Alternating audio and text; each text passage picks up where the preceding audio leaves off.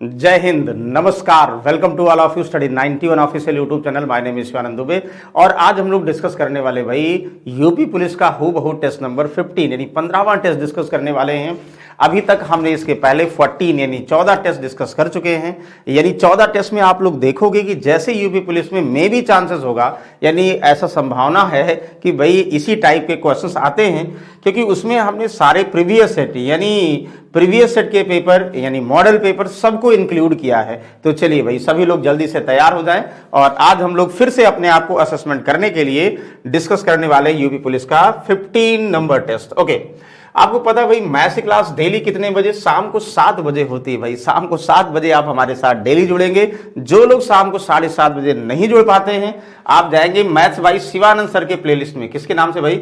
Maths by Shivanand sir के playlist में जाएंगे। वहां पे आपको सारे टॉपिक्स मिल जाएंगे, यूपी पुलिस का मॉडल पेपर भी मिल जाएगा। यानी जो आप लोग यूपी पुलिस के एग्जाम के अकॉर्डिंग देंगे तो बहुत ही यूजफुल होगा। तो चलिए, फिलहाल आपको पता सामान्य अध्ययन की क्लास, रीजनिंग क्लास 12 बजे और हिंदी क्लास शाम को 8 बजे होती है, ये भी आपको पता होना चाहिए।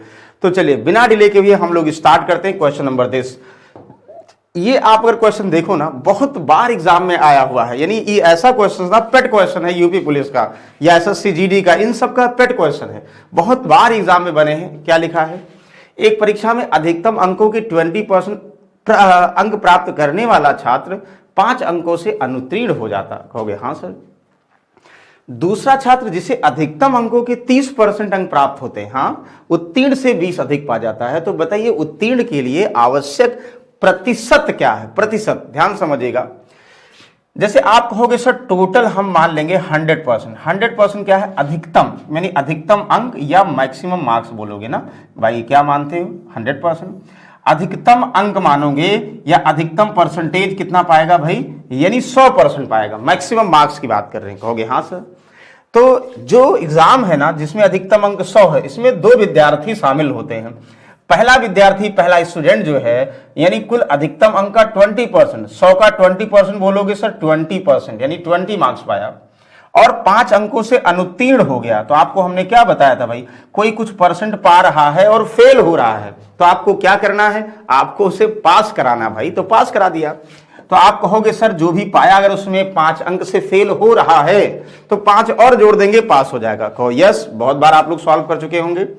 दूसरा स्टूडेंट जो है वो कह रहा है कि भाई हम 30% अंक ला रहे हैं और जो है 20 अंक पासिंग मार्क्स से ज्यादा ला रहे हैं, यानी 30% लाए हैं और जितना पास होने के लिए चाहिए 20 अंक ज्यादा लाए हैं।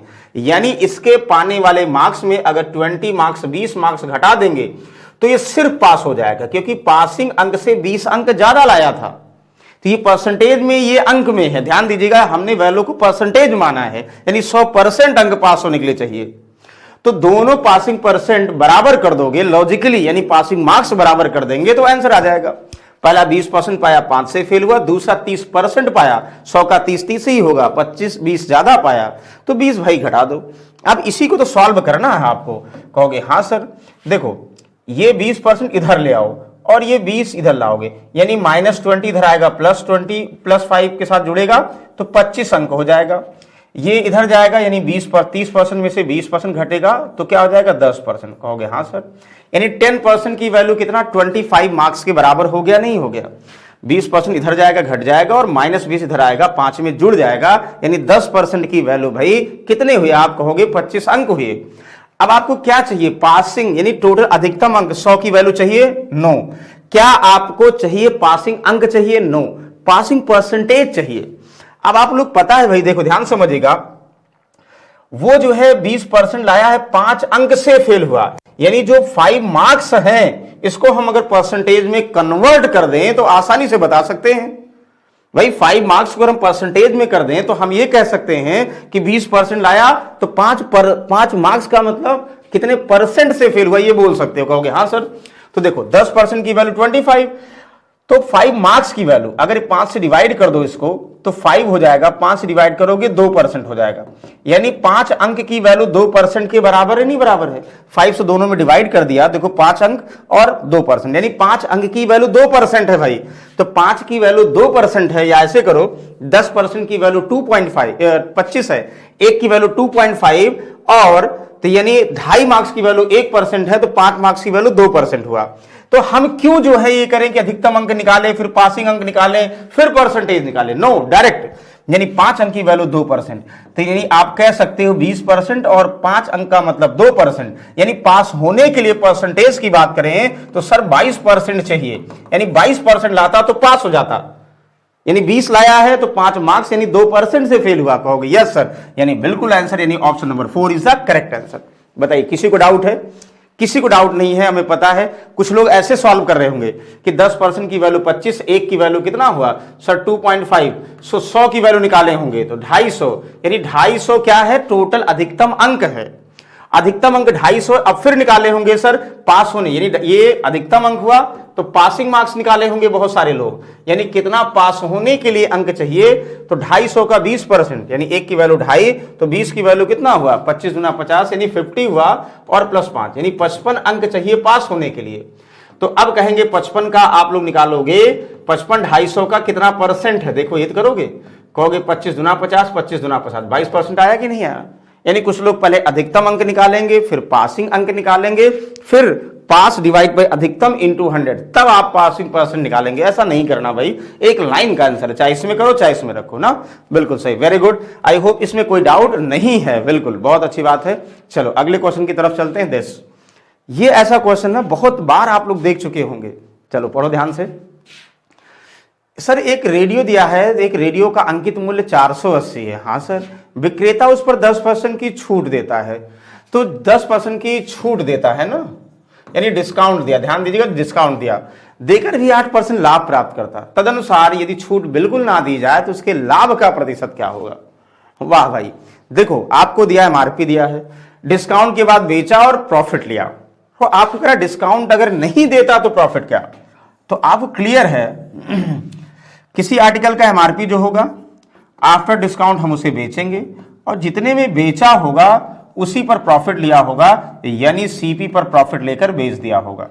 ये तो टर्म्स क्लियर है। सीपी अगर सीपी को प्रॉफिट लेकर बेचा होगा, अब जो बेचा होगा उस पर डिस्काउंट दिया होगा, यानी अगर आपको एमपी दिया है तो एसपी निकाल लोगे, एसपी दिया है तो प्रॉफिट परसेंट दिया तो सीपी निकाल लोगे। देखो पहले अगर यहां पे अगर वैल्यू नहीं पूछा जा रहा, सिर्फ परसेंटेज में पूछा जा रहा, तो वैल्यू को इग्नोर कर दो पहले, बाद में वैल्यू को कनेक्ट करो। जैसे हमने मान लिया आर्टिकल का मार्क प्राइस 100 है, 100 रुपए में उसका अंकित करते हैं, मार्क करते हैं, 10% का डिस्काउंट देंगे। आप बताओ 100 का 10% कितना हुआ? 10 हुआ, यानी 10% कम कर दे, 90 में बेच देंगे। यानी अगर 100 रुपए हमारा किसी आर्टिकल का एमआरपी है, अंकित मूल्य है, उसे 10% डिस्काउंट पर बेचे तो कितने में बेचेंगे? आप कहोगे सर 90 में बेचेंगे। Yes, very good, very good. 90 में बेच दिया। यस, अब कह रहा कि कितने का प्रॉफिट हुआ भैया? 8% का लाभ हुआ। आप बताओ अगर 90 में बेच रहे हैं, 90 में किसी वस्तु को बेचा और 8% लाभ पर बेचा, तो खरीदा कितने में? कैसे बताओगे आप? कहोगे सर ये 90 जो है भाई वो 108 की वैल्यू है और 100 निकाल लेंगे। कितनी बार आपको बताया है कैसे निकालोगे? सॉल्व कर दीजिए। यहां पे 18 पंचे 90, 18 छक्का 108, देखो यहां से 18 पंचे 90 ना, और 18 छक्का 108, 500 बटा 6, या ऐसे 2 तिहाई 6 और 2 से 50, यानी 250 बटा 3। ध्यान देगा, 250 बटा 3 में 250 बटा 3% में खरीदेंगे, या इसको आप लोग करोगे तो 3 और 24 1, यानी लगभग 83.33 रुपए में खरीदेंगे। समझ में आया? 100 हमने एमआरपी माना था, 10% डिस्काउंट पर बेच दिया, 90 में बेच दिया। अब बताओ किसी वस्तु को 90 में बेचते हैं, 8% का लाभ होता है, तो खरीदते कितने में है? तो 90 यानी 8% लाभ का मतलब 108 की वैल्यू है भाई, और हमें 100 की वैल्यू निकालना है तो 250 बटा 3 है। तो एक बार हमने एमपी लेट किया, उसके अकॉर्डिंग एसपी और सीपी आ गई, एक्चुअल मतलब जो कनेक्टिंग वे में है। अब हमें अगर एमपी दिया यानी 100 की वैल्यू 480 दिया है, एसपी चाहिए 90 निकाल लोगे, और अगर सीपी चाहिए 250 बटा 3 निकाल लोगे, इनका डिफरेंस ऑफ प्रॉफिट निकाल लोगे, इनका डिफरेंस डिस्काउंट निकाल लोगे। ठीक है ना? लेकिन क्या पूछा जरा, कह रहा भाई वो डिस्काउंट बिल्कुल ना दे, कोई डिस्काउंट ना दे, तो कोई डिस्काउंट नहीं दिया देगा तो खरीदता है 250 बटा 3 रुपए में। याद करो, ये 250 बटा 3 में खरीदता है और सीधे बेच देगा 100 रुपए में, जो उसकी एमआरपी थी। कोई डिस्काउंट ना देने का मतलब भाई, यानी जितने में खरीदा और जितना मार्क किया है, खरीद मूल्य लाया, जितना मार्क किया बढ़ाकर उतने में सीधा बेच देगा। तो बना लोगे? कहोगे हाँ सर। तो यहां से रिलेट कर दो, ये इधर जाएगा चाहे रेशियो निकाल लो, 25% कैंसिल हुआ, 25 पंचे 125, 25 100 का 100, 4 तिहाई 12 ना, तो 5 में खरीदा 12 में बेचा। बताओ कोई कंफ्यूजन है, किसी को कोई कंफ्यूजन है प्लीज कंफर्म किए। तो नहीं भाई 25 सिक्कम 25 हुआ, कहाँ गलती कर रहे हैं, 25 सिक्कम 25, 3 चौक 12, ध्यान समझिएगा। हमने कहा 25 पंचे 125, 25 100 का 100, तो भी सही है।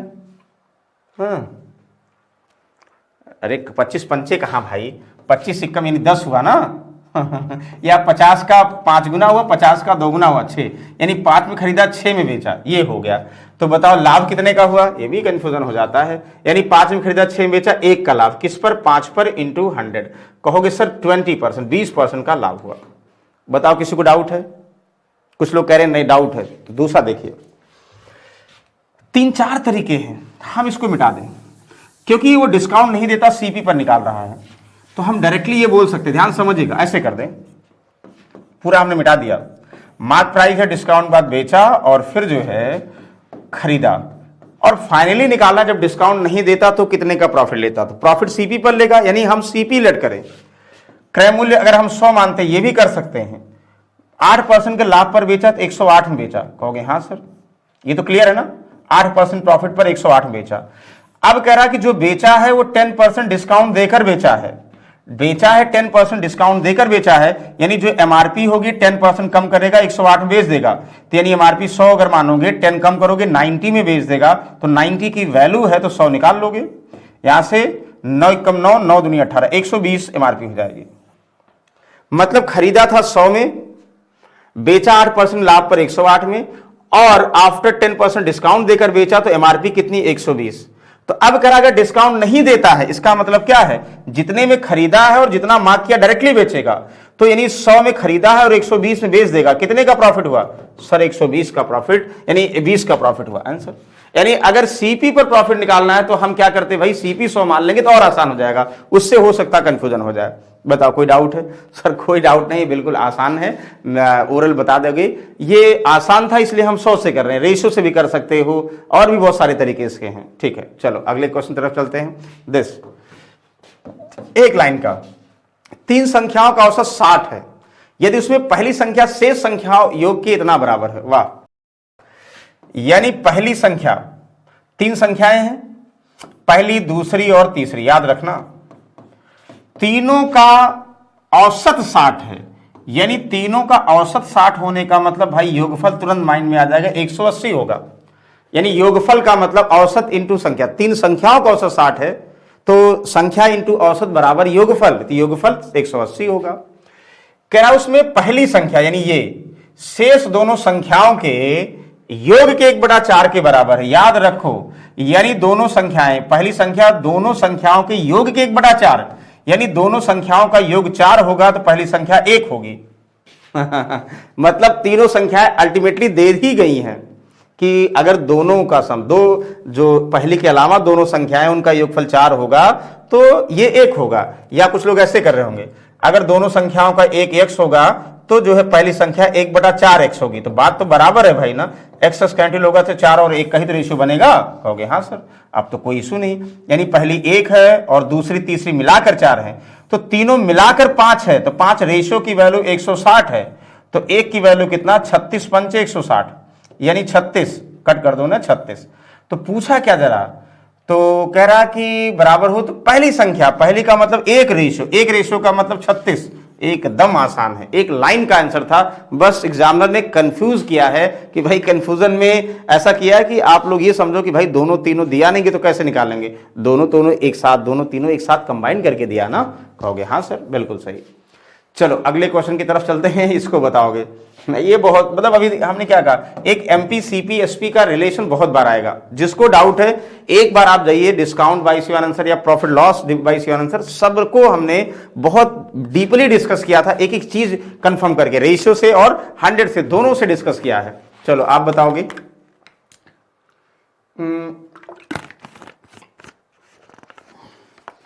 बताइए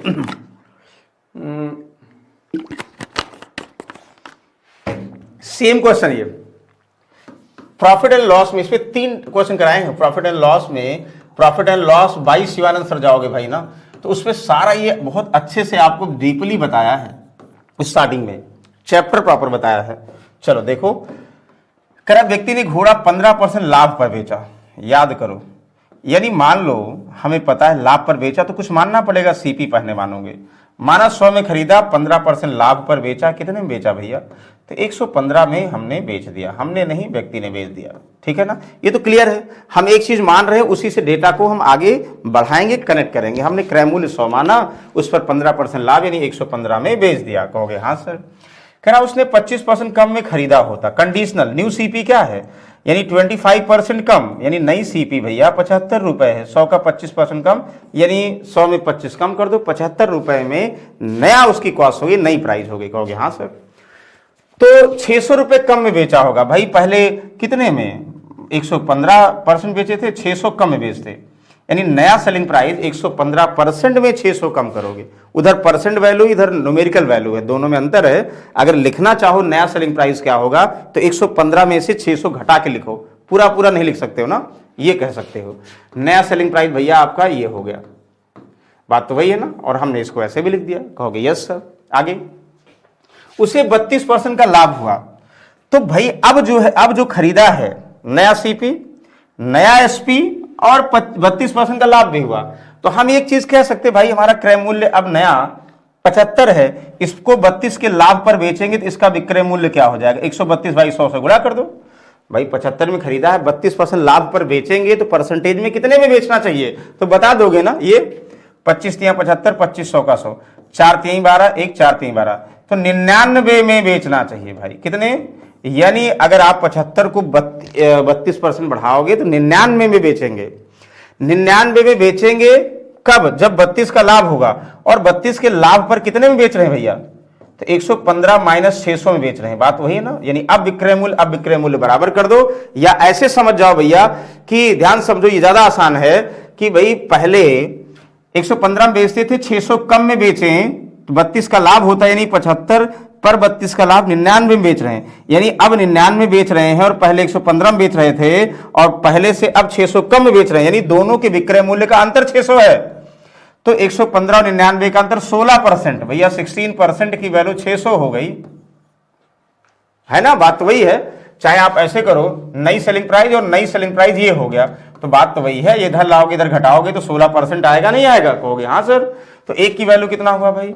एक की वैल्यू 600 डिवाइड बाई 16 ना, कट रहा ठीक है। नहीं तो 100 की वैल्यू भाई 100 से गुणा कर दो। हाँ अब तो सॉल्व हो जाएगा ना। देखो 4 से 4 चुक 16, 4 से 25, यहाँ 4 से 15, 15 इंटू 25 3750 कहीं है? हाँ सर, पहला वाला ही है 3750। तो ये बहुत क्वेश्चन आप लोग कराए थे कि पहले किसी को कुछ प्रॉफिट पर बेचें, कुछ कम या ज्यादा में खरीदें, और कुछ कम ज्यादा में बेचें, तो अब दोबारा लाभ हो तो क्या करते हो भाई? जैसे 100 में खरीदा 115 में बेचा, 25 कम में खरीदा, नई सीपी 75 हुआ।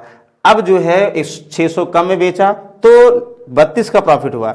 इस सीपी पर 32 का प्रॉफिट का मतलब 99 में अब बेचेंगे, और जो पहले बेचा और जो अब बेचा उसमें 600 का अंतर है, तो इसका मतलब 16 की वैल्यू दिया है तो 100 निकालोगे एक्चुअल सीपी आ जाएगी, और 115 निकालोगे तो पहले एसपी आ जाएगी, 75 निकालोगे तो दोबारा सीपी आ जाएगी। जो चाहिए आप लोग बता सकते हो। कहोगे वाह सर ये हम बहुत बार सॉल्व कर चुके हैं प्रॉफिट एंड लॉस में। ओके चलिए इसको देखो, ध्यान समझिएगा, ये सब बहुत बार आपको रिपीट करा चुके हैं। आज अपने आप को सही से आपको क्वेश्चन पढ़ के इवेलुएट करना कि भाई हम सॉल्व कर पाते कि नहीं। एक काम को 12 दिन, बी 18 दिन में, वे 2 दिन काम करते हैं, ए चला जाता, शेष काम को बी कितने दिनों में। तो जब भी आपको बोल दिया जाए ए किसी काम को करे या बी करे, सबसे पहला काम क्या है? अगर 2 समय दिया है तो हम कुछ ना करके आगे क्या दिया है ध्यान ही नहीं देते हैं। एक काम को 12 डेज और बी उसी काम को 18 डेज 18 दिनों में। सबसे पहले 12 और 18 का एलसीएम लेते हैं, 12 और 18 का एलसीएम 36 हुआ, यानी 36 वर्क मान लेते हैं, 36 काम मान लेते हैं। 36 काम को ए 12 दिनों में, 12 तिहाई 36, 3 काम एक दिन में ए करेगा। बी 18 दिनों में, 18 दुनाई 36, 2 काम बी एक दिन में करेगा, यानी 36 काम करना है, ये पता हो गया। एक दिन में कितना काम करेगा पता हो गया, बी एक दिन में कितना काम करना ये पता हो गया। अब आपको ये चीजें कंडीशनल कहना बताना है। कंडीशनल का मतलब यानी जो 36 काम करने हैं ना, वो इसके अकॉर्डिंग वो एक साथ काम शुरू किया, यानी ए और बी ने काम शुरू किया। अच्छा ठीक है, 2 दिन तक 7 काम किया और ए चला गया, शेष काम को बी करेगा। अरे भैया, तो आप कहोगे सर एक दिन में 3 करेगा, बी एक दिन में 2 करेगा, दोनों एक साथ करेंगे तो एक दिन में 5 काम होगा भैया, 2 दिन में कितना होगा, तो 10 काम होगा। भाई ए भी 2 दिन तक किया, बी भी दिया, तो ए 2 दिन तक कितना, ए करेगा तो एक दिन में 3 काम, 2 दिन में 6 काम, बी करेगा एक दिन में 2 काम, 2 दिन में 4 काम, 6 4 10 काम, या दोनों का एक दिन का काम 5 हुआ और 2 दिन का काम 10 हुआ, 10 काम कंप्लीट हो गया। तो 36 में 10 कंप्लीट हुआ, बचा कितना, 26 बचा। हो गया हाँ सर। अब 26 को किसको करना है 26 को आपके बी साहब को करना है। ए तो क्या कह रहा है, ए चला गया तो बी साहब को करना है, ए लेफ्ट किया, बी को करना है। तो बी भाई, बी 2 वर्क पर डे के हिसाब से कितना समय लेगा, तो बी 26 वर्क को 2 वर्क पर डे के हिसाब से 13 दिन लेगा। पूछा क्या जा रहा है, तो काम कितने, तो शेष काम को बी कितने समय पूरा करेगा भैया, शेष काम को बी यानी जो 26 काम था 2 वर्क पर डे के हिसाब से 13 दिन लगाएगा। बिल्कुल आसानी से सॉल्व कर लोगे। बताओ कोई डाउट है, कहोगे सर कोई डाउट नहीं है, तो बहुत पहले ऐसे क्वेश्चन हम कितनी बार सॉल्व कर चुके हैं प्रैक्टिस सेट में। चलो अगले क्वेश्चन की तरफ, इसको देखो। 3120 डिवाइड बाई 26 प्लस 13 इंटू ये तो कोई से नहीं भाई, पहले डिवाइड करते हो और फिर इंटू, फिर लास्ट से प्लस, डिवाइड कर दो। तो 3120 डिवाइड को इंटू में करोगे तो 1/26 हो जाएगा ना, यानी इसका मतलब डिवाइड हो जाएगा, और फिर प्लस, अब तो हो गया, अब इसको मल्टीप्लाई कर दो, 0 13 39 390। अब सॉल्व करो, ऐसा है तो कट जाएगा, 13 दूनाई 26 और 13 दूनाई 26, 13 चौका 52। कहोगे हाँ सर, 2 से 120, मतलब इसको सॉल्व किया भैया 120 आ गया और ये 390 आ गया। सुनहरे अक्षरों में बता दोगे 0 और 9 2 11 के 1 हुआ, 3 1 4 1 5 हुआ सर 510। इसमें हमें पूरी उम्मीद है, किसी को डाउट नहीं है। आपको 3120 डिवाइड बाई 26 करना था, तो जो आएगा 120 आ गया, और उसमें जो है और 13 को 30 से मल्टीप्लाई करके जोड़ देना। इसमें किसी को डाउट नहीं होना चाहिए। अगर डाउट होगा तो भाई फिर से आपको पढ़ने की जरूरत है। HCF 2 4.36 और 7.2 का क्या बताना भैया, HCF ध्यान समझिएगा, 2 4.36 तथा 7.2 का आपको क्या बताना, HCF। HCF का मतलब वह बड़ी से बड़ी संख्या जो इन सबको डिवाइड कर दे, वह बड़ी से बड़ी संख्या जो इन सबको डिवाइड कर दे। याद करिए, वह बड़ी से बड़ी संख्या जो इन सबको डिवाइड कर दे। इसके लिए आप क्या करते हो, एक तरीका तो ये हुआ कि जैसे ये फ्रैक्शन है, ध्यान समझिएगा, जैसे फ्रैक्शन है उसको क्या करोगे, जैसे फ्रैक्शन था उसको हटा के जो है प्रॉपर डिवाइड कर दो, एक तरीका वो हुआ। दूसरा इसी में हमने बताया था भाई HCF हम क्या करते, जिसमें 2 ऐसी संख्या जिसमें सबसे डिफरेंस सबसे कम हो। तो डिफरेंस सबसे कम हो ये है 2 में और 0.36 में सबसे अंतर, अगर हम लोग जो है टेक्निकली करते हैं तो 2.36 का डिफरेंस कितना होगा, 1.64 होगा। या तो 1.64 इसका HCF होगा, या तो 1.64 जिससे डिविजिबल होगा। बताओ तो किससे डिविजिबल है सर, इसे कंफ्यूजन कर रहे हैं आप, ठीक है कोई बात नहीं। एक तरीका तो ये भी है, पॉइंट हटाओ 2 0, पॉइंट हटाओ 1 0। हम समझ गए आप लोग डाउट हो रहा है, ऐसे कर दो, इसको ऐसे बोल सकते हो, हाँ सर बोल सकते हैं। तो फ्रैक्शन के फॉर्म में होगा, अगर फ्रैक्शन में होगा तो न्यूमरेटर का अगर HCF निकालना है तो HCF का मतलब न्यूमरेटर का HCF 2 4 36 और 72 का HCF 2 4 36 का जो है HCF क्या होगा, 2 4 36 72 का HCF यानी 2 ही तो होगा, हाँ सर 2 होगा। और इसके नीचे 1 है 110 का HCF, हाँ 100 होगा सर, 0.02 होगा क्या 0.02 है सर, कहीं नहीं है, तो या तो कुछ और ही दिया है, नहीं तो भैया यही होना चाहिए, ठीक है ना। और चाहे आप लोग चेक कर दो, देखो और कोई होगा नहीं, और इसका कोई ये आंसर सही है, इसमें कोई गड़बड़ी है, ध्यान समझिएगा। इसमें हमें लगता है कि पॉइंट में 2.4 है, शायद हमें ऐसा लग रहा है ये ऐसे होगा, ये 2 4 अलग नहीं, हमें ऐसा लग रहा है कि ये 2.4 है, तब शायद आएगा 2.4 0.36 और 7.2, ये शायद ऐसा है।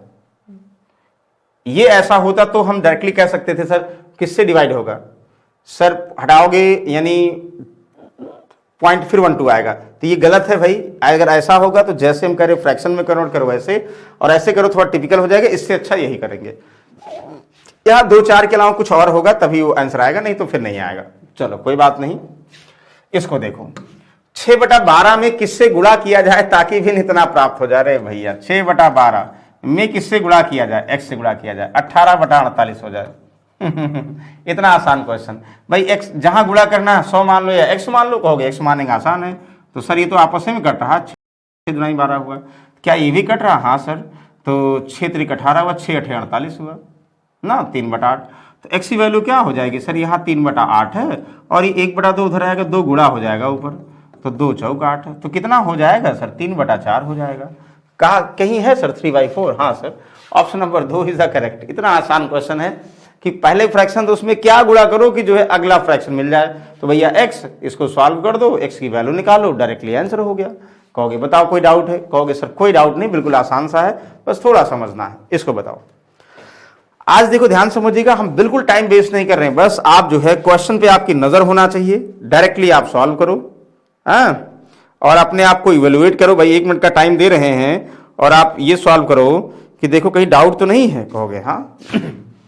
एक आयताकार कमरे की चौड़ाई, उसकी लागत लंबाई की 2/4, यदि फर्श का क्षेत्रफल इतना, फर्श का मतलब लंबाई गुणे चौड़ाई,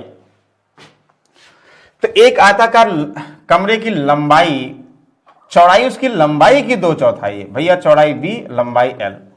कह रहा है कि चौड़ाई है लंबाई की 3/4, लंबाई की 3/4, यानी लंबाई अगर 4 होगा तो चौड़ाई 3 होगा, यही है ना। यानी अगर ये लंबाई x होगा तो चौड़ाई 3/4x होगा। इसका मतलब ये हुआ 4 इधर आएगा, x कैंसिल, रेशियो की बात करेंगे 3 और ये हो जाएगा। बताओ कोई डाउट है? कहोगे सर कोई डाउट नहीं है। रेशियो चाहे तो हम बना लेते हो, चाहे वैल्यू हम चाहे तो भी, लंबाई हम x मान लें, चौड़ाई 3/4x मान लें, ये भी है, दोनों चीजें हैं, जैसा आपको इजी लगे, चाहे रेशियो ये बना लो, चाहे ऐसे x के फॉर्म में लेट कर लो, ठीक है ना।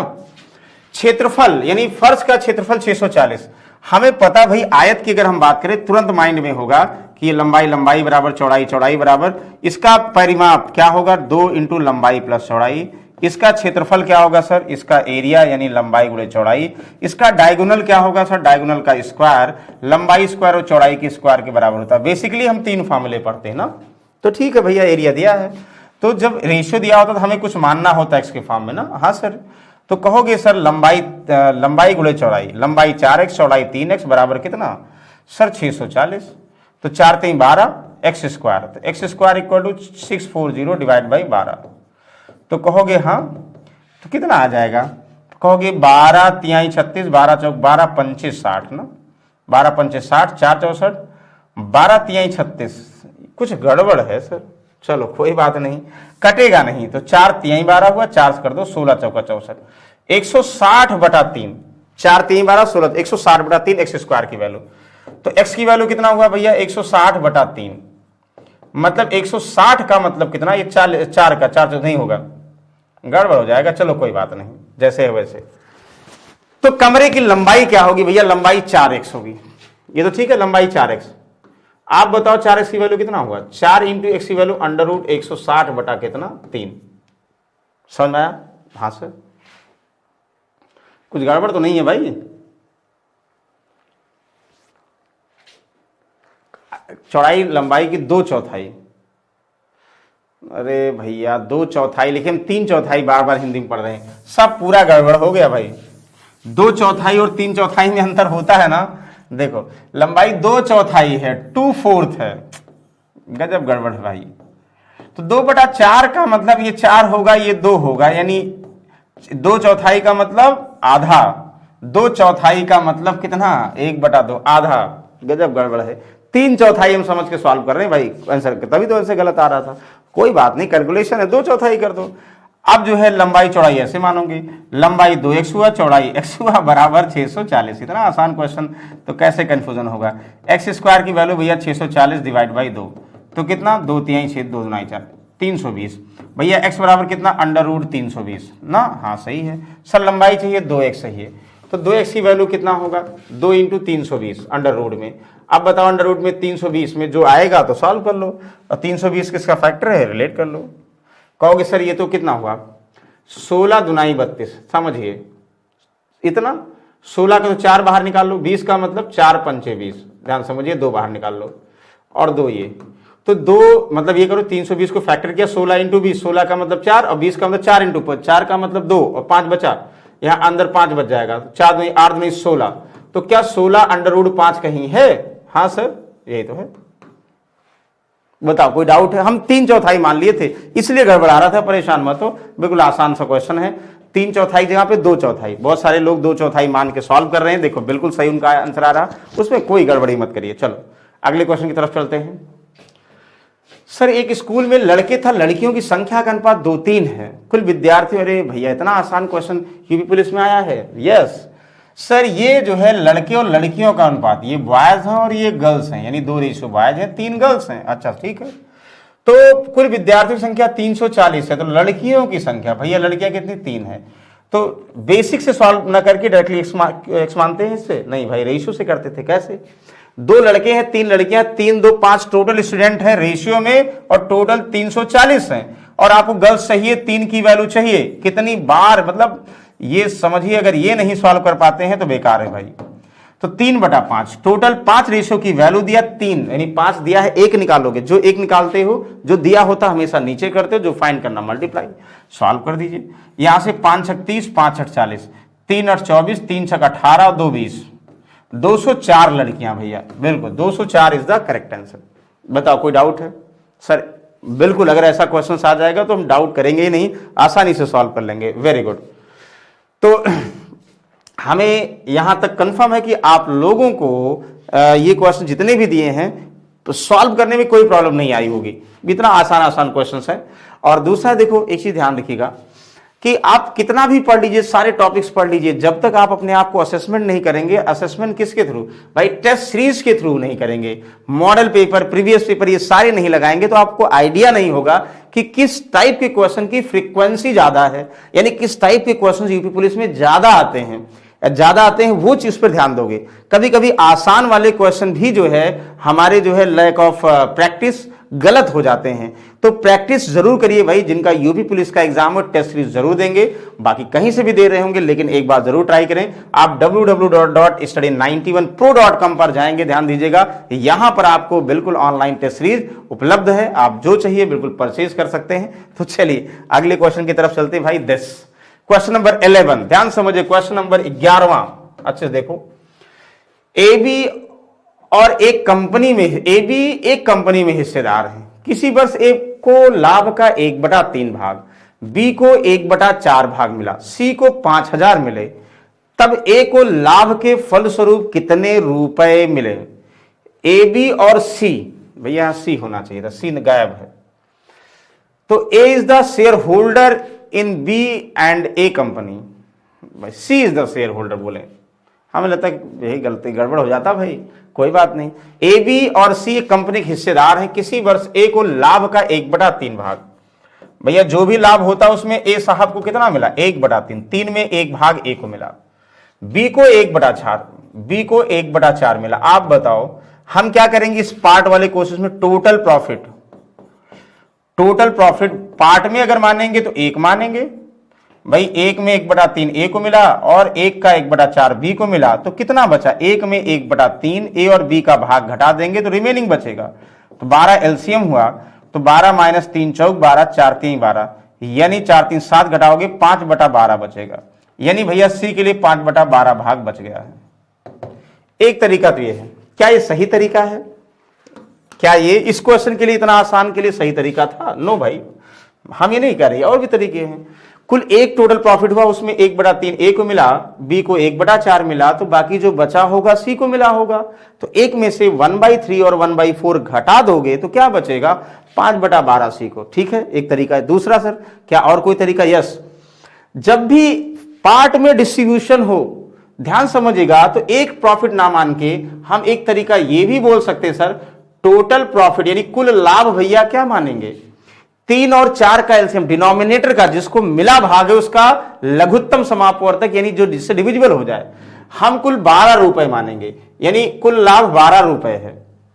तो कुल लाभ 12 रुपए को एबीसी में अगर हम बांटते हैं तो ए को 12 का 1/3, तो 12 का 1/3 4 रुपए हुए, बी को 12 का 1/4, तो 1/4 का मतलब 3 रुपए, बचा कितना? ए को 4, बी को 3, 7 हो गया, 12 में कितना बचा, 4 3 7 बचा कितना 5। तो ये भी रेशियो डायरेक्ट है, दोनों से देखो सेम आंसर आएगा। कह रहा सी को 5000 मिले, यानी सी का मतलब 5/12 की वैल्यू 5000 भैया। हमें 1/3 चाहिए, तो 5/12 की वैल्यू इतना है, एक भाग की वैल्यू, तो 5000 गुणे 12/5 यानी 12000 एक भाग की वैल्यू। तो आपको 1/3 भाग की वैल्यू चाहिए भैया, तो क्या चाहिए यहां से 12000 का 1/3 भाग, 3 चौक यानी 4000 रुपए सही आंसर आएगा। ये तो हो गया, थोड़ा टफ हो गया कि 5/सी का भाग दिया था, 5/12 दिया था, एक निकालोगे, सो 1/3 निकाल लिया, ए का भाग। दूसरा एक लाइन का था, ए को 4 भाग, बी को 3 भाग, सी को 5 भाग, तो सी का मतलब 5000 यानी 5 की वैल्यू 5000, 1 की वैल्यू 1000, तो भैया ए को कितना 4000 एक लाइन में, बी को कितना 3000। मतलब अगर आप लोग लेट फ्रैक्शन से ना करके पार्ट से मतलब फ्रैक्शन से ना करके वैल्यू में मान लेते कि 1/3 ए को, बी को 1/4, रिमेनिंग 5/12 सी को, ये तो फ्रैक्शन में हो गया। और चाहे आप इसको रेशियो में निकाल लो, देखो रेशियो भी बोल सकते थे। कुछ लोग कहेंगे कैसे, 12 से सब में गुणा कर दो, तो 12 से यहां कर दो, 3 चौक 12 हुआ, 12 से यहां करोगे 3 हुआ, 12 से गुणा करो 5, देखो रेशियो वही मिला नहीं मिला। और चाहे 12 डायरेक्टली मान लो, फिर उसका 1/3 1/4 और रिमेनिंग करो तो भी वही आएगा। कहोगे हाँ सर, वेरी गुड, इसमें कोई डाउट है? ये पूरा समझाने के लिए कोशिश कर रहे हैं आप लोग। इवेल्युएट करिए तो बिल्कुल ऐसे करना है या ऐसे करना कि 5 भाग की वैल्यू 5000 दिया, 1 की 1000, 4 की 4000, बिल्कुल सही है। 12वां क्वेश्चन 12वां क्वेश्चन भाई आपके सामने हाजिर है, जल्दी से बताएंगे, पढ़िए। 1200 मीटर लंबे पुल को लंबे पुल के दोनों ओर 2 व्यक्ति खड़े हैं।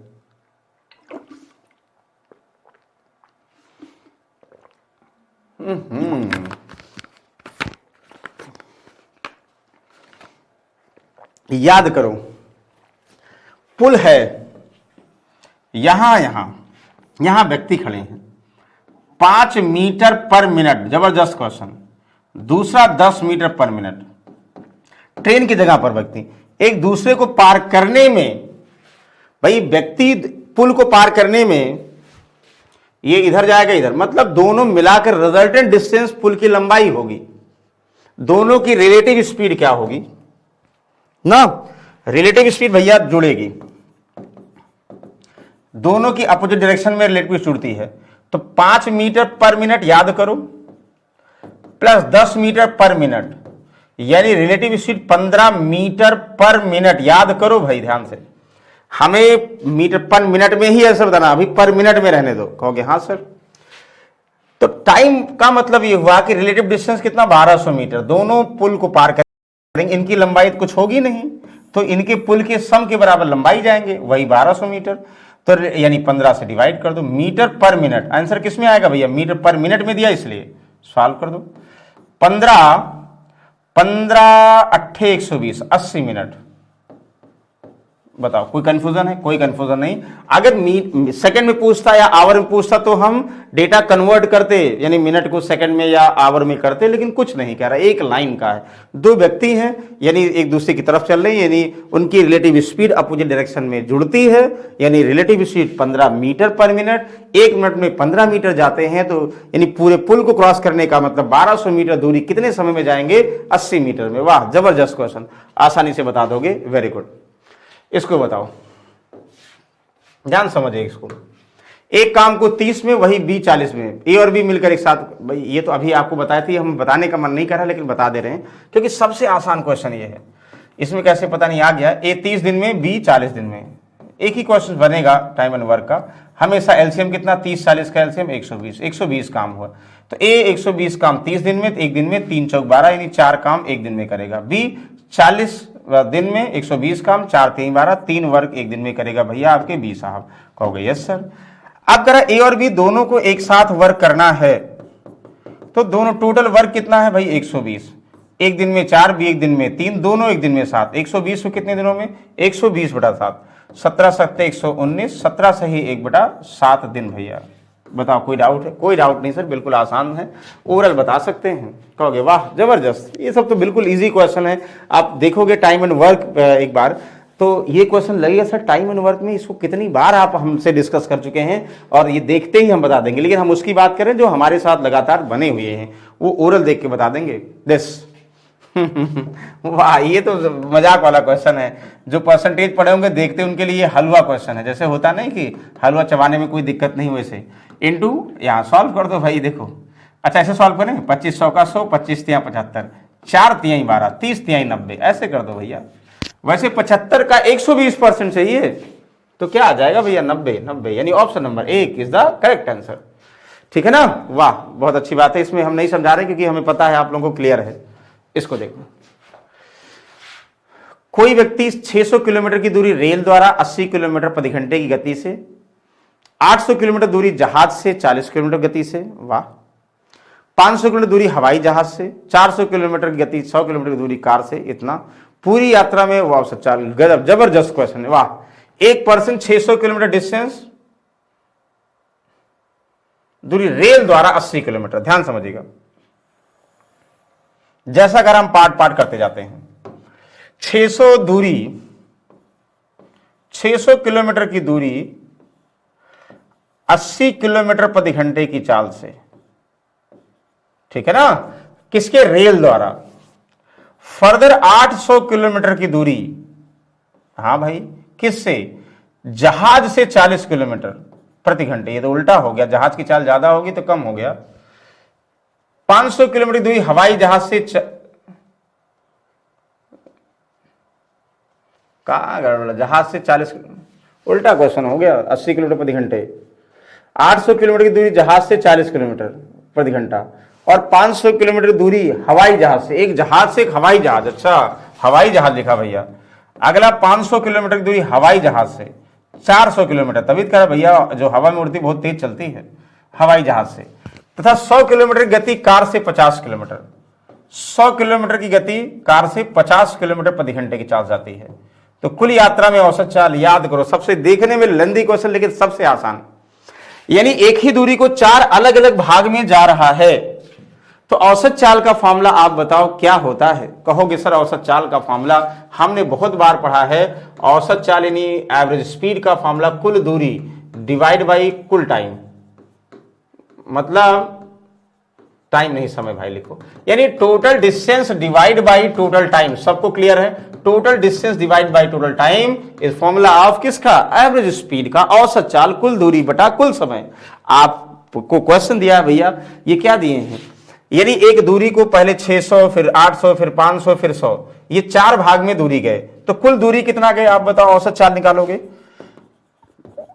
एवरेज स्पीड यानी औसत चाल क्या होगा, कुल दूरी क्या है भैया, तो 6 8 6 14 और 5 19 से 100 यानी 2000, यानी टोटल भैया उसने 2000 किलोमीटर की यात्रा किया है और 4 भाग में किया है। तो आपको क्या चाहिए, कुल दूरी, तो 2000 आ जाएगा, यानी 2000 दूरी जाने में कितना समय लगा, कैसे निकालोगे। पहला 600 को 80 किलोमीटर प्रति घंटे की चाल से, तो टाइम का मतलब पहला समय कुल दूरी बटा मतलब औसत चाल, यानी 600 बटा 80, 4 नहीं 8, 4 से 15 चौका 60, यानी 7.5 घंटे। किससे, ये 600 की 80 की चाल से, तो 8 7 56.8 पंजे 40, 7.5 घंटे पहले वो किस मतलब 600 किलोमीटर की दूरी गया है 80 किलोमीटर की चाल से, किससे, जो भी रहा हो। दूसरा भैया, दूसरा पार्ट 800 की दूरी 40 किलोमीटर प्रति घंटे की चाल से, दूसरा भाग में समय कितना, 4 नहीं 8, 20 घंटे, अच्छा ठीक। तीसरा 500 को 400 किलोमीटर प्रति घंटे की चाल से, वाह 2 0 कैंसिल, 5/4 1.25 आवर, हाँ सर 5/4 आवर का मतलब 0.25, ये 50/100 यानी 2 घंटे। तो कुल मिलाकर याद करो, सब अगर जोड़ोगे, याद नहीं करना आप सॉल्व करना है, कि यानी 2000 किलोमीटर को देखो यहां पे 20 घंटे, 20 1 21, देखो 2 1 3, 20 3 23 और 7 कितना हो, 23 7 भैया 30 घंटे, और ये आधा घंटे और ये आधे का आधा घंटे 0.75 हो जाएगा, यानी कितना हो जाएगा, ध्यान समझिए कितना हो जाएगा, 30.75 आवर, मतलब 30.30 नहीं, ये बोल सकते हो कि 31.25 घंटे लगे, यही ना, मतलब 30 घंटे तो ये हो गए, 2 घंटे 3 घंटे, और ये 20 3 23 और 7 30, तो ये हो गया आधा ये और आधे का आधा ये, 1/4 ये। तो चाहे ऐसे करो चाहे इसको ऐसे बना लो। अच्छा पॉइंट आ दिया, 2 0 लगा दिया। 25 का टेबल सबको पता, 25 100, 25 8 200, अभी 3 0, 25 इक्कम 25 5, 25 दूना 50, 25 3 75, 123। इसका मतलब हम सही तरफ चल रहे हैं। 123 इसमें नीचे होगा वो सही, लेकिन दोनों में भाई 60 सही, 5 बटा 65 सही। चलो देखो 123 जो है 3 से कटे, ये मतलब इससे तो कटेगा नहीं क्योंकि 3 से ही कटेगा। तो 123 कितनी बार जाएगा भैया? 123 6 बार तो कंफर्म जाएगा। 6 3 18 हुआ, 6 दूना 12, 1 13 और 6 कम 6 1 7, 738 बचा। कितना यहां से 38 62 बचा, और यहां पे 1 0 यानी 620 कितनी बार जाएगा भाई? 5 बार जाना चाहिए। हाँ बिल्कुल सही, यानी 1 बार तो नहीं, 0 बार नहीं, 5 बार जाएगा, यानी 65 सही 5 बटा 23 आ जाएगा। 8000 डिवाइड बाई 123 का मतलब 65 सही 5 बटा 123। गजब क्वेश्चन है, बिल्कुल आसान सा क्वेश्चन है, सिर्फ कंफ्यूजन वाला क्वेश्चन है, कंफ्यूजन वाला क्वेश्चन है, देखने में लग रहा टफ, बाकी बिल्कुल आसान है। कहोगे वाह वेरी गुड सर, इसको बताइए सर। अरे आप बताओ भाई क्या होगा? 120 और 300 के बीच का पूर्ण वर्ग संख्याएं बताइए। आप बताओ 120 के बाद क्या है, कितनी संख्याएं? 120 यानी 100 का स्क्वायर, 10 का स्क्वायर 100, 11 का स्क्वायर 121 ना, यानी पूर्ण वर्ग ये हुई। मतलब जोड़ लो भाई, 12 का स्क्वायर 144, हाँ सर, 13 का स्क्वायर 169, 14 का स्क्वायर 196 कहोगे हाँ सर, 15 का स्क्वायर सर 225, हाँ सर, 16 का स्क्वायर सर कितना 256, हाँ सर, 17 का स्क्वायर कितना 289, हाँ सर, 18 का स्क्वायर कितना 324, ज्यादा हो जाएगा, मतलब आफ्टर 120 और बिफोर 300। तो भाई कितनी संख्याएं? 1 2 3 4 5 6 7, 7 नंबर, यानी करेक्ट। बेसिक से कर लो, मतलब इतना टफ नहीं है कि कोई ट्रिक लगाओ, आसानी से बता सकते हो भाई ना। कहोगे हाँ सर। किस वार्षिक प्रतिशत की दर से किसी धनराशि 10 वर्षों में साधारण ब्याज मिश्रधन का 2/5? भैया साधारण ब्याज मिश्रधन यानी अमाउंट का 2/5 होगा, यानी 5 अगर मिश्रधन होगा तो 2 ब्याज होगा। इसका मतलब ध्यान दो, यानी रेशियो दिया है कि जो साधारण ब्याज मिश्रधन का 2/5 होगा, मिश्रधन 5 होगा तो ब्याज 2 होगा। इसका मतलब यानी 5 अगर अमाउंट होगा 2 ब्याज लगेगा, तो मूलधन कितना? अमाउंट में से ब्याज घटा दोगे 3 मूलधन। ये अंडरस्टूड है, क्योंकि हमें पता है अमाउंट इक्वल टू क्या होगा, मूलधन में ब्याज जोड़ते हो। तो जब ब्याज और अमाउंट का रेशियो दिया है, इसका मतलब मूलधन का भी पता है। कहोगे हाँ सर। तो क्या चाहिए भैया, कितने, किस प्रतिशत वार्षिक ब्याज की दर से? वाह, रेट का फॉर्मूला क्या होता है भाई? ब्याज गुणे 100 बटा मूलधन इंटू टाइम ना, क्योंकि एक ही फॉर्मूला है, SI equal to PRT by 100 ना, मूलधन गुणे दर गुणे 100, मूलधन गुणे समय गुणे दर गुणे बाई 100। तो भाई जब आप रेट निकालोगे तो 100 इधर चला जाएगा, इधर चला आएगा, तो इसका मतलब यही तो हुआ। एक लाइन में बता दोगे भाई ब्याज कितना है 2 गुणे 100, मूलधन आपका 3 हो गया, और टाइम कितना है 10 वर्षों में। देखो 20/3, 20/3% का मतलब 6 3 18, 2/3%, 6 सही 2/3%, एक लाइन का है। बताओ कोई डाउट है? कोई डाउट नहीं सर, एक ही लाइन में बता सकते हो ओरल। क्या और कोई तरीका है? हाँ सर बहुत सारे तरीके हैं। क्यों?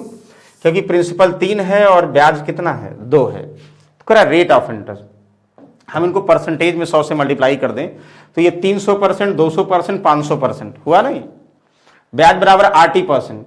तो रेट ऑफ इंटरेस्ट नहीं पता है, यानी RT% इक्वल टू 200% मान लें। क्यों?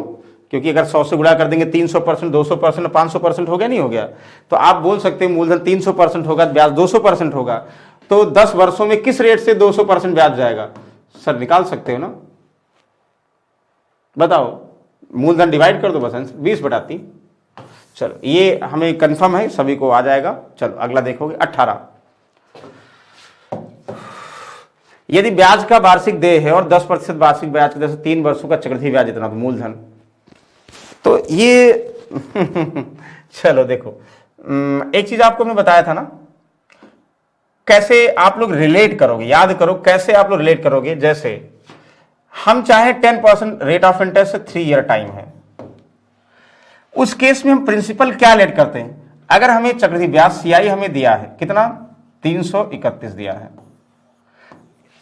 तो या तो हम ऐसे करें, या तो हम एक चीज ध्यान दें कि अगर आसान है, जैसे 10% है तो हमें बहुत इजी है, तो 3 साल के 10% के अकॉर्डिंग हम परसेंटेज में भी सॉल्व करते डेसिमल में।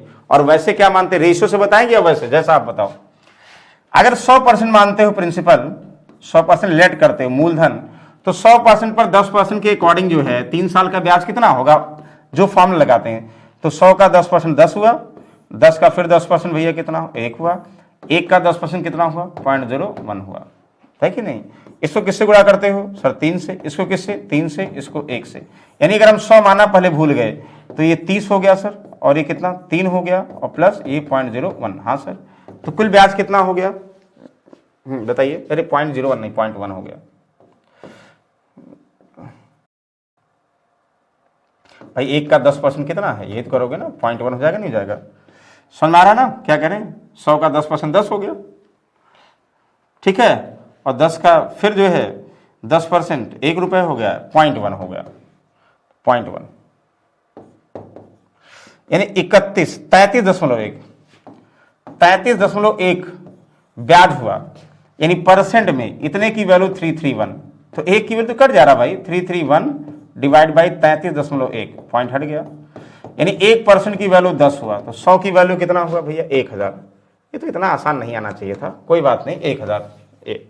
हम ही कह रहे हैं कि जब रेट ऑफ इंटरेस्ट और टाइम दिया हो, तो आपको चक्रवृद्धि ब्याज दिया हो या अमाउंट दिया हो या कुछ भी दिया हो, आपको ये पता भाई, अगर हम मूलधन 100 मानते, 100 रुपए पर 10% के अकॉर्डिंग 3 साल का ब्याज क्या होगा, कैसे निकालते हो भाई। 100 रुपए का मूलधन का 10% 10 हुआ, फिर इसका 10%, इसका 10, पास्कल वाले रूल से, तो 0.1 हुआ।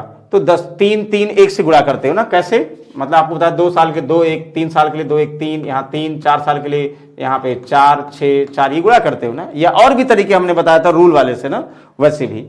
तो फाइनली ये टोटल जोड़ोगे, चक्रवृद्धि ब्याज होता है।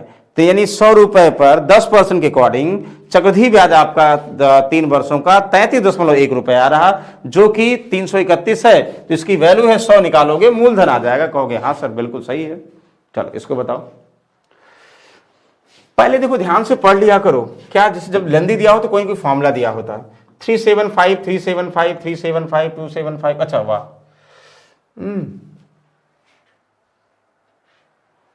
हमें लगता है ये ऐसे करो, प्लस नहीं इंटू है, वाट इज। जब ऐसा दिया फॉर्मूला दिया है, आप A375 को A मान लो तो A स्क्वायर, 2.75 को B मान लो तो B स्क्वायर। देखो ये प्लस नहीं, ये ध्यान दे, प्लस नहीं इंटू है, तभी आएगा। और तो 2 इंटू माइनस का AB हो गया, नहीं हो गया। मतलब हमें लगता है ये दिया है A का square minus 2AB plus B का स्क्वायर, ये इंटू है, ध्यान दीजिए। ऐसे दिया नहीं आएगा तो हम वैसे कर देंगे, हमें लगता है ऑप्शन यही मैच करना चाहिए। तो A का square minus 2AB plus B का स्क्वायर का फॉर्मूला क्या होता है भाई, A माइनस B का होल स्क्वायर, ठीक है। A कितना है 3.75, B कितना है 2.75, इसका होल स्क्वायर। तो 3.75 माइनस 2.75, 1 का होल स्क्वायर, 1 ऑप्शन में। हाँ सर, इसका मतलब सही है, ये क्या दिया, इंटू था। तो ये जब लेंदी दिया होता समझ जाइए किसी फॉर्मूले पर बेस से, इतना मल्टीप्लाई नहीं करना होता, और यूपी पुलिस में खासकर। अच्छा इतने ही क्वेश्चन है, जल्दी खत्म हो गया। चलो कोई बात नहीं, कितने क्वेश्चन है भाई, आपको कंफर्म हो गया क्वेश्चन 19। जितने जो है आप यूपी पुलिस में पिछली बार देखे होंगे, उतने क्वेश्चन आज दिए गए थे। तो आई होप किसी को यहां तक डाउट नहीं होना चाहिए। डाउट होगा तो बिल्कुल आप भाई कमेंट करो, और कोई भी टॉपिक एक्स्ट्रा पढ़ना है तो कमेंट जरूर करिए भाई, जो भी आपको पढ़ना है। और जाके प्लेलिस्ट में जाइए, मैथ्स बाय शिवानंद सर, जो भी टॉपिक डालिए बिल्कुल प्लेलिस्ट में आ जाएगा। आप एक बार रिवीजन कर लीजिए। और जो यूपी पुलिस का एग्जाम दे रहे हैं भाई, तो एटलीस्ट ध्यान समझिएगा, हमने करीब मॉडल पेपर कितने 10 मॉडल पेपर कराए हैं। और अभी जो है देखो टेक्स्ट पेपर कितने करा रहे हैं। देखो टेक्स्ट पेपर जो है हमने ये 15वां चल रहा, 15 टेक्स्ट पेपर, यानी 25 तो आपको वैसे ही करा दिए। मतलब ऐसे क्वेश्चन से जो बार बार रटने वाले क्वेश्चन, ध्यान दीजिएगा, वो क्वेश्चन आप लोग क्वेश्चन क्या करेंगे, बिल्कुल सॉल्व कर लेंगे। हर जो है प्रैक्टिस सेट मॉडल पेपर को पुलिस का एग्जाम देने से पहले जरूर एक बार रिवीजन करिए, जिससे क्या होगा कि मे भी आपको हेल्प मिलेगी भाई एग्जाम में। और आपको पता है कोई भी आप एग्जाम दे रहे हो, यानी चाहे उत्तर प्रदेश, मध्य प्रदेश, दिल्ली, बिहार और राजस्थान, किसी भी स्टेट का एग्जाम आप यूपी पुलिस का दे रहे हैं, या जो है आप एसएससी जीडी का दे रहे हैं, यानी जिसमें जीएस आता है, तो ये बहुत महत्वपूर्ण बुक है। इस बुक के साथ जो है ये जो है 10 प्रैक्टिस सेट 5 सॉल्व पेपर बिल्कुल फ्री मिल रहा है। फ्री इसलिए मिल रहा है भाई कि आप लोग जो है अपने सिलेक्शन को बहुत बेहतर बना सके ना, अपने स्टडी को बहुत बेहतर बना सकें, इसलिए। तो चलिए भाई, नेक्स्ट समय फिर से मिलते हैं। डेली आपको पता हम 7 बजे आपसे मिलेंगे, और जो लोग 7 बजे नहीं जुड़ पाते हैं तो बिल्कुल आप जाएंगे, यानी शिवानंद सर के नाम से, क्या किस नाम से, बार बार इसलिए बताते हैं आपके सामने कि आप लोग शिवानंद के सर के नाम से कोई भी टॉपिक डालिएगा तो स्टडी 91 पर बिल्कुल आपके सामने हम हाजिर होंगे। तो फिलहाल नेक्स्ट समय कल भी जो है हम आपके साथ हाजिर होंगे, और कल जो है कोशिश करेंगे बिल्कुल हूबहू मॉडल पेपर यूपी पुलिस का लेके आए जैसा अभी तक लेके आ रहे हैं। तो चलिए, थैंक यू, आज के लिए चलते मिलते फिर अगेन अगले दिन भाई। Good night.